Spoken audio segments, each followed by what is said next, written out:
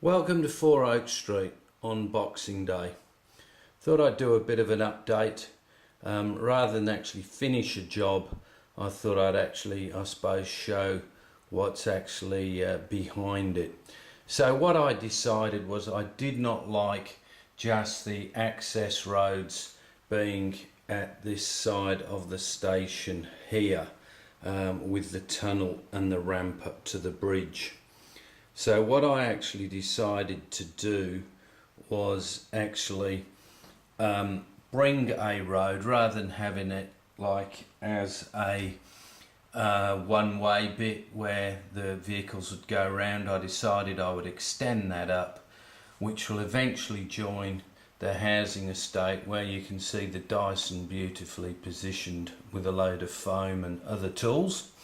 So that meant having to decide how I was going to bring that road down, how I was going to have banks either side, and I couldn't continue the viaduct with the same width. So what I needed to do was actually just at that point there actually narrow the viaduct. So the idea would be that there will be pavement both sides on this high street, and then when it comes into this new section, there'll only be pavement on the one side. And here, when this is completed, this will be a grassy bank. So the idea will be that you will get the idea that the viaduct is actually moving into the hillside, and this bank will continue around to where this will be an exit onto that road. So how have I done all this? Well, there's always little pieces like this that need to be made. I've had to just extend that, but that's going to be covered by a buttress. But let's firstly look at the viaduct.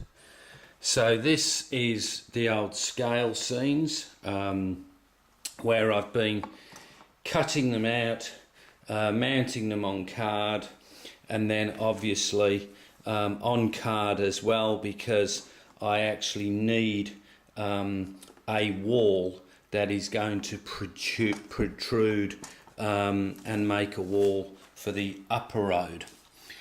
So here you'll actually see this is part of the wall that will actually go on here, which is scale scenes, so I've got to print a few more.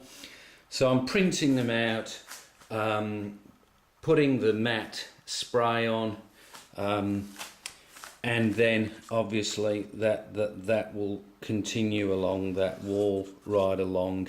This is where the hillside will start to protrude into the viaducts. So this is 3mm MDF, which you know, you then drill, glue, lots of PVA glue, and it'll all get screwed down. So the one thing about this layout is that I suppose that should there be a nuclear holocaust, there will still be an N-gauge layout somewhere on Earth. So it will be heavy to move, but I'm guessing it's not going to be moved too many times. There is one exhibition I could take it to over here in Perth, but would be nice. That's what I'm aiming for. I'm not sure when. So one thing that I do use is the good old trusty ironing board. So this has slowly been destroyed. It seems to be the perfect height. I also have a microwave trolley here with various tools, a few electric tools that I've got. Underneath you can see I've got here paper boxes which actually cover the rolling stock, because it doesn't get used that much while I'm in this building phase. I have a plastic cover over my switchboard here, but I am going to get to a point where I complete this section, and then I will be looking at giving them all a bit of a run, I suppose, which entails giving the helix a clean, which always makes for a bit of fun, probably about 5 minutes, 10 minutes, vacuuming it and using the track rubber, which I got from DCC Supplies, which is very nice. But now the road down.